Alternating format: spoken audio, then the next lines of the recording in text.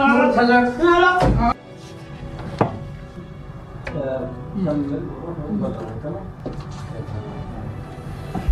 مرحبا يا مرحبا، يا اهلا وسهلا، يا اهلا وسهلا. تدعني هذا كان في الطابور حق الغاز الخامس. الطابور الخامس، ايوه. ايش في؟ ايش عمل؟ يا سيدي هذا يشتي شق الصف. لا، وبعدين ليش ماسك له هكذا؟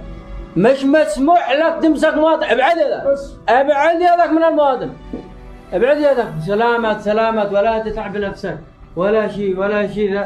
اخر مره اقول لك تمسك مواطن ولا تمد يدك عليه. ايوه ايوه، سلامتك يا مواطن. ارتاح ارتاح ارتاح ارتاح ارتاح، اجلس اكتم ولا تلمسه. ارتاح ارتاح وانتبه وروحي. ارتاح ارتاح.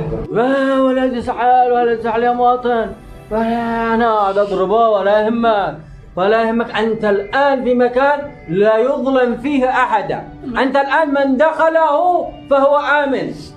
مكة؟ لا مش مكة، بس هذا مكتبنا. هذا مكتب. أنت تعرف فينك الآن؟ في مكتب المسيرة العظيمة، مسيرة البناء والتنمية، مسيرة الحرية والعدل والمساواة. يعني لا تخف من أي شيء، عبر عن رأيك ما كان في نفسك. أحب العادي. عبر بكل أريحية وخرج مكنوناتك.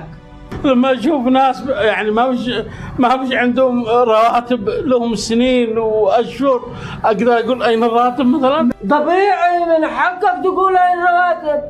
طبيعي جدا.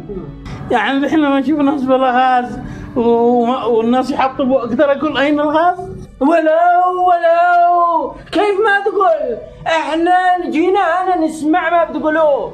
ايوه، يعني لما اشوف ناس يعني محتاجين للمشتقات النفطيه من البنزين والغاز، اقدر اقول اين المشتقات النفطيه؟ الله الله الله، لو تقول هكذا الله كما تعجبنا. بالعكس نفرح ان في مواطن شريف صالح من امثالك.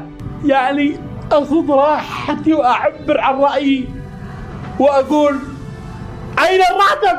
ايوه يا سلام. اين الغاز؟ يا حلاوه.